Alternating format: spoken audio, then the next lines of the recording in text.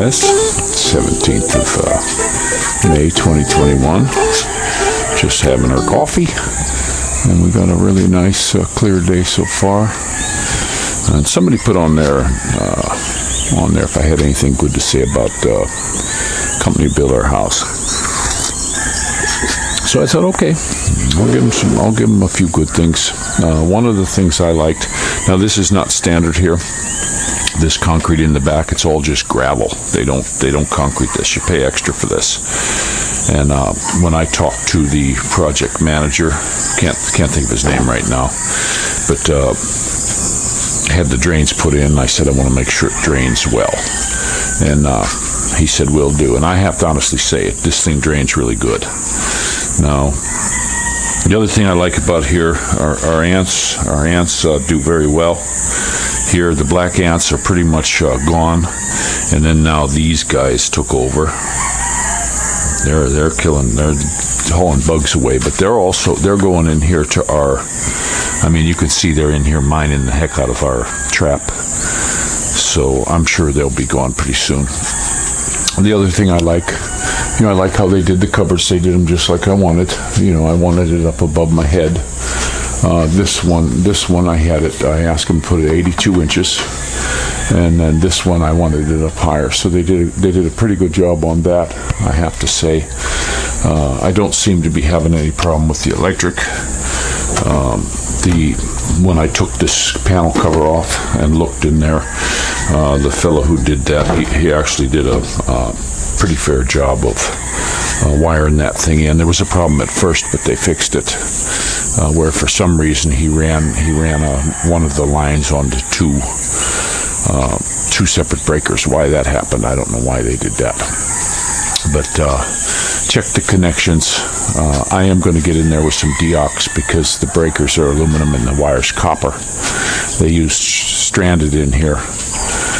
So I want to make sure that it doesn't oxidize and stuff. Right now we're getting some power dips, mainly because my whole house is being run off of number 10. That's why I don't have the air conditioners on, the deep freeze running, none of that stuff. We just got the big fridge, and we don't keep the lights on too much, because if we turn the fan on, you could just feel the power dips whenever the fridge comes on. That's just number 10 can't handle this. Looks like they got number 6s coming in, and that should be plenty for what we're going to use. I know we'll have the air conditioner going from time to time, but I don't think we'll be using them on a regular basis. We don't need them. I mean, just in this area so far. But they did a pretty nice job. The paint looks pretty good. I understand they've had a lot of problems in here with the paint. I mean, if you go down and look at these houses, big pieces of paint falling off and all this kind of stuff. But the dude who paints said they went with a new paint, and they did stretch it out. I remember when they were talking about the paint, that they were, it was going to take a couple weeks because they were going to make sure it dried really good. And during that time, it should have dried with the breeze and everything like that. So hopefully we won't have trouble like the neighbors with the paint. And it looks good. The place looks good. I like the way they did the ceilings. We're going to get some lights hung up here pretty soon. Windows seem pretty good. Place looks good, guys. It's a good looking house. I'm actually think once they get a house over here, I'm going to like it better because it's going to kind of close this side off for us. I know we're getting a nice view now, but it would be nice to have that, because then we can get a roof in here. I won't have to worry about putting anything up there. I just want to keep the rain out. We'll probably put a small awning over the walkway, but leave it open so some rain can hit our mud area, light and stuff like that. Don't know. We'll see how that goes. But I'm trying to think of some other stuff that's good. I mean, when you get something done, at least the way I am, if it's done right, okay, that's fine, good.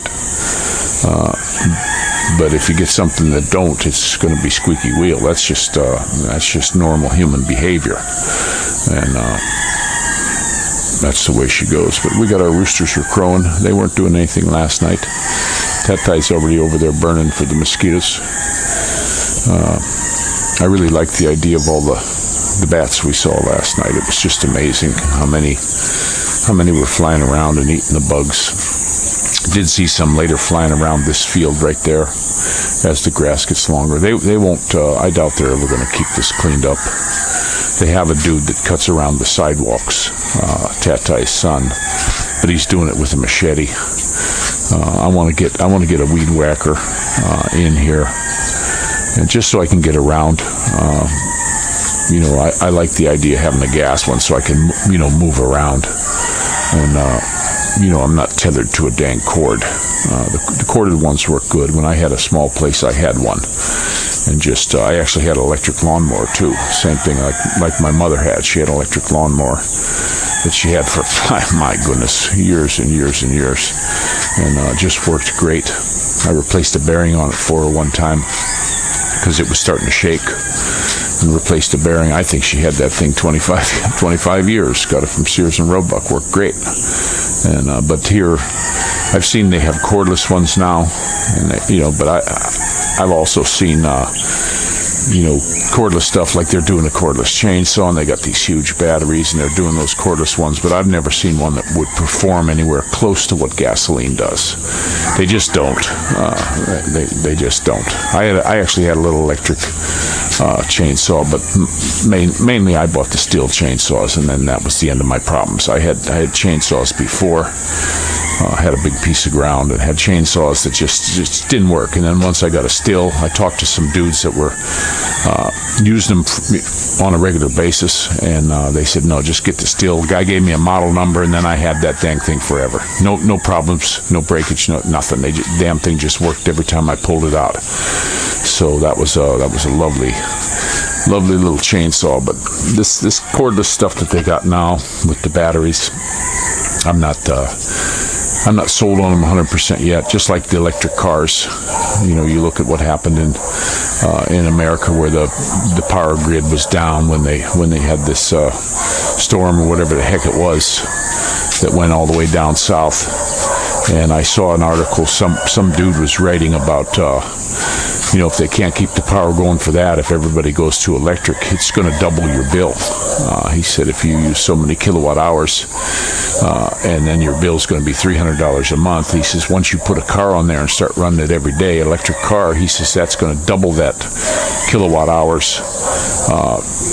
He did it in his area, and it would kick his bill up to 600. And then, of course, he said as you use more power, they hit you because you're a mass power consumer, and they don't give you a break. So that's something you got to look out for. But I have to say, I was really happy they finally moved that big pile of sand and stuff they had. They got that out of here. We're still having these. The kitties came back last night. I think what I want to do is I'm going to, being friendly with them, I can get close to one of them already and pet them. They're nice little kitties. Don't get me wrong. But they're coming in here now, digging through the garbage and stuff like that. So as soon as I can get the other two to where I can put them up, I'm going to put them in a box and just take them over to the neighborhood over there, or find somebody who will just take them, because I just don't like the strays. There's another cat now coming around. There's a male coming around because the female's in heat. These little ones are getting big. This morning, the dang neighbor's dog, my wife said, it's the guy with the blue tarp that owns that dog. He just leaves it roam, leaves the dang thing roam. So that's something I hope the association, I'm going to stop down there again this morning. I hate that I got to do this, but I'm not the only one complaining about the loose dogs. There are people here that keep their dogs in and take good care of them. But this roaming stuff, they don't like. The one fellow I talked to, Raul, he always walks the end street, and and he takes care of his little pup. It doesn't poop. It's this big dog that's pooping, and he walked over there, and he's, watch out for the dog poop. And then when my daughter and I were walking last night, the boys and I, we all took a walk together. But then my daughter, she always likes to go on just a father-daughter walk, even if it's just short around here. She wants to be with Papa and hold my hand, and I just dig that. So we did, and she's like, "Oh, we got to go get the flashlight because all the poop." It's just not. That's not how it should be here. It's just not how it should be. I remember when I first came here, I asked him about that because at that time, it was just horrible. The dog poop. That's why we left GMA. I just couldn't take it, and just what we dealt with. And then when the first place we were in Carmona, it wasn't too bad because it was a busy street, and so we didn't have that much. But when we moved over to the estates over there in Carmona, just back again with all the dog crap everywhere. And there was even one guy, I talked to him. He would walk he had 2 dogs. He'd walk the one dog out away from his house. It would take a crap. Then he'd walk it back, go get the other one, walk it out to the same spot and take a crap. And I said, why don't you pick that up and stuff? No. I'm like, what? It's the mentality. And he was one that actually kept his dogs in. He didn't leave them roam. That was the nice thing about it. But he would walk them out to take a crap in the middle of the street. And and they do have laws. Somebody wrote on there, they should have laws on this. They do have laws, but laws here are flaunted on a regular basis. They don't. If somebody doesn't complain, they don't do anything about the laws. They just let it go unless somebody complains. And I'm going to complain here, and if I don't get any kind of redress on my grievance, then I'm going to just take it to the barangay. I'll just pass these guys by. So far, they seem to be doing okay, but I don't know if they can keep up with it because it's an everyday thing. This guy was told to put his dog in. He did. Now a week goes by and he's letting him out again. It's not the dog's fault, But we do love the little house. We love it. I like the idea that Demeterland lets you do stuff. I wish I would have known about that I could have moved this wall all the way to there to make a bigger kitchen. They didn't tell me that. So if you do ever decide to use these custom places, you can move walls around and do all that. I would have, if I could have done that, I would have made this dining room instead of this dining area right there. That big window, I'd have made that a door to walk out to the laundry room.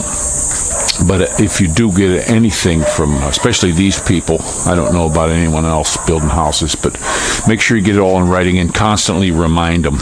Get the people who are doing the work, their texts and emails, and remind them, because they forget. Like the spigot here. This spigot was not supposed to be here. It wasn't supposed to be here. This spigot was supposed to be over here by the plug on this wall, and then the plug there. And they just forgot, And then this was the plug. They had to go chop this out down to the bottom and chop it all out to put my plug because they forgot. They just constantly forgot stuff. My shower head's low. So if you deal with these types that are going to build a house in one of these developments, make sure you keep on them the way it was supposed to be here. I would have been here to make sure all this was done right, but with this convid baloney. And this country, I'm seeing I saw on the Facebook an article, and it was from some news. I can't remember the name. It wasn't Reuters, but it started with an R. And they had a thing that this is the longest lockdown anywhere. They're doubling down now. I hear in around the Manila area. They keep testing this stuff. You could test forever, and you're still going to get you're going to get these positives because the test that they use is not right. The guy who invented the test said it's not for this. So Why are they doing it? They're doing it on purpose. It's starting to seem to me, to keep these numbers up. Property values are lowering down, and it's the age old adage: the rich get richer and the poor get poorer. And they're pressuring the people here, and people are just going to be selling out. We do know of a fellow that had a resort. He's a foreign fellow here, and he just wants out. He's just, because he doesn't believe they're ever going to stop this. He thinks it's just going to get worse and worse, and he's going to leave. He sells it. As soon as he sells it, he's selling out and just leaving the country. He's just disillusioned, and he'd been here for, I think he said, 16 years. And this has been going on way over a year, this stuff. So very, very sad case, what's going on. I wish it would change around, but I don't know what the IMF got on them. I guess they'll pull their loans or something. I don't know how it works. Once you get up in government, we don't know what those people know and why they do things, and it shouldn't be that way, but every place I've ever lived and known about, that's just how it is. The government does pretty much what they think is best, and they do have information we don't get. We'll get information. Look, we still don't even have the full information on the Kennedy assassination, and that happened right after I was born. So, why are they still hiding that? I think everybody involved in that is probably dead by now. Most of them. My mother always said she wished she could have found out the truth on that one, but because she wasn't buying the Warren Report and all that. So, and there's a lot of stuff. You look at the Twin Towers that went down. Lost a lot of friends over that, guys, because when I watched that, I said that's a controlled demolition. It's a bunch of baloney. And then when they showed the planes going into the building with this like a skeletal structure of 3-inch structural steel, and an aluminum plane cuts a perfect hole of a plane. And then I saw another one where the plane through the building and the nose cone came out the other side.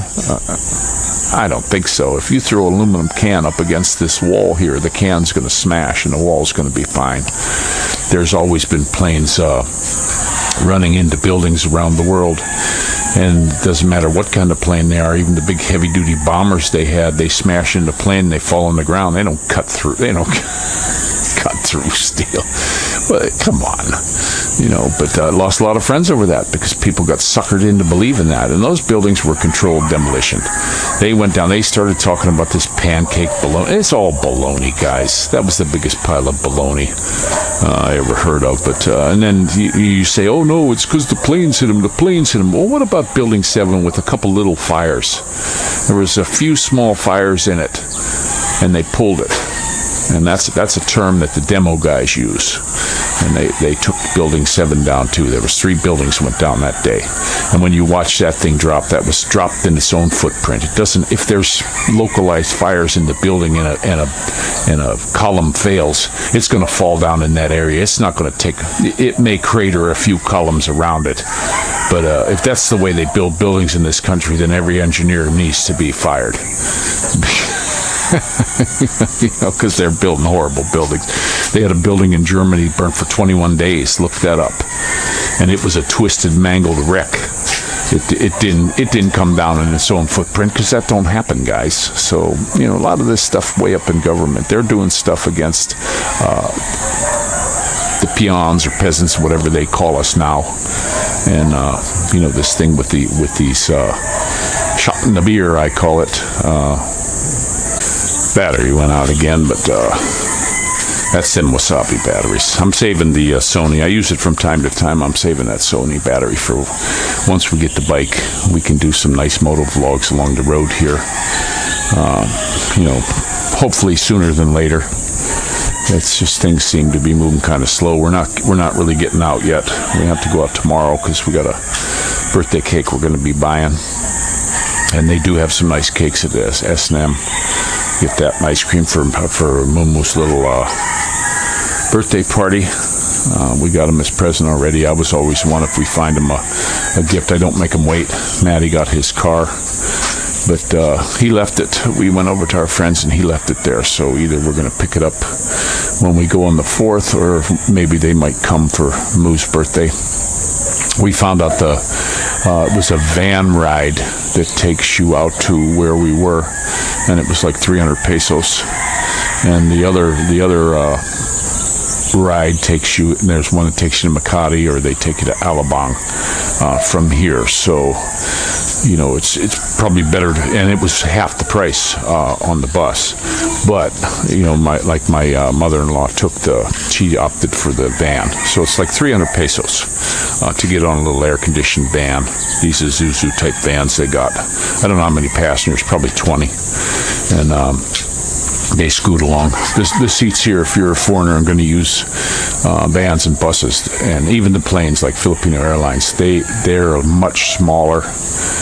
Whenever I ride in one of the big buses, I have to get in early and get in that back seat in the middle. So I've got leg room because, you know, my knees are in my face. There's no room in those if you're going to use the buses. You know, at my height, most people are going to be fine. They're not going to have a problem. But if you're tall like I am, you know, I've had headaches with that ever since I've been here. The other thing, if you get on the buses too, big funny thing that people do, before you sit down on the bus, I don't care what bus it is, take a look for gum, because these people, when they're getting off the bus, they'll throw gum on a seat. It's happened to a couple pair of pants I had. You know, you got and got ground in dirt and wound up throwing them out, or cutting out and putting a patch in, because it's happened a couple times already. And now before we ever sit down, we look, and you wouldn't believe how many times I've picked up a piece of gum off the seat. That's just one of their big funny ha-ha things that these little creep kid Filipinos do. Why they do that kind of stuff, I don't know. You know, but it's not just here. I've seen that in other places. One of the fellows was talking about he got a membership of a golf thing. If you come back on there, give some more details on that. I know it's not around here, but I wanna check out this area too and see what it is with the golf. If I can get membership or something like that. I got Tropical Tim. I got your beer opener, but don't forget there's some clubs for you also. So hope you guys can get out. Hope your sweetie gets here pretty soon. You know, looks like if it does work out for her, it'll be a 10-day queue for her, which is, you know, I saw a thing on there. Somebody posted something that flying in, it's a 10-day queue, and then they test you, and then if you come up positive with this faulty test, then you're going to do 14 days, and you got to pay for it all. And you got to pay for the tests and all this stuff. It's a money grab now. That's all I can see. And it's not just me saying that. It's a lot of Filipinos too are coming up with that same concept in the mind. It just seems that's what's going on now, because the money's hurting. It's like with the traffic cops, you know, giving all these tickets out, and now, you know, they're hurting for money. Everybody's hurting for money. And here it seems like people are going about their way, but I understand up towards Manila area it's a lot tougher. You know, because they're testing more there, so they got more cases. And you know, this is a really wonderful sickness that most people never even know they got it. Guys, you gotta quit falling for this stuff. People need to wake up, you know, and then I'll get haters on here saying, you don't know what you're talking about, you're not a doctor. Yeah. I'm tired of hearing that. Wake up. I just get I get really aggravated with sheeple. I have my whole life. Sorry, guys. I just have my whole life. I had people that so-called friends when the towers went down, and I said, "You got to be kidding!" You know, and they're pushing it. Oh no, please! Aluminum will cut. It was full of gas, and it's gonna cut right through the steel. And people that wouldn't to this day won't speak to me over that. But sorry, guys. I've been in construction. I actually worked when I was very young. One of my first jobs, they were demoing a big building. I think it was an 18-story building, and we demoed it. And you got to get all this stuff out. And the guys were in there cutting columns and cutting beams and doing all this stuff. The whole time we were in there, we all had to wear respirators and stuff like that because they wanted this building down, and they took it down. I actually stayed for it, and it went down right in its own footprint. And this building, when it was going down, you look at the videos. And then look at architects and engineers. There's a good thing on there. Years ago, they did a big thing on that. And, there's different theories of how it was done, but they had workmen in there all the time working before this happened. So they were doing all kinds of stuff to that building to get it ready for this. It was a planned event, so don't let them fool you, guys. Don't believe everything you hear. Look it up yourself. I had somebody got on here and said, "Oh, well, you need to put that information out." Don't be lazy. Look it up yourself. I put something out, they don't want to believe it anyway. When the history so far, people say, "Oh, I don't believe that." So then I'll put stuff out. "Oh, you cherry picked that." Look it up yourself, guys. Start looking things yourself. Don't be intellectually lazy. That tires me. That tires me greatly. So, use your own head, and if you can't, just be a sheeple. Go here, come on over to my place. There's some grass here you can eat. There's a whole bunch of it. So, but I'm going to go ahead and let you go. Don't forget to pray for each other. And this is Rick Shaw out.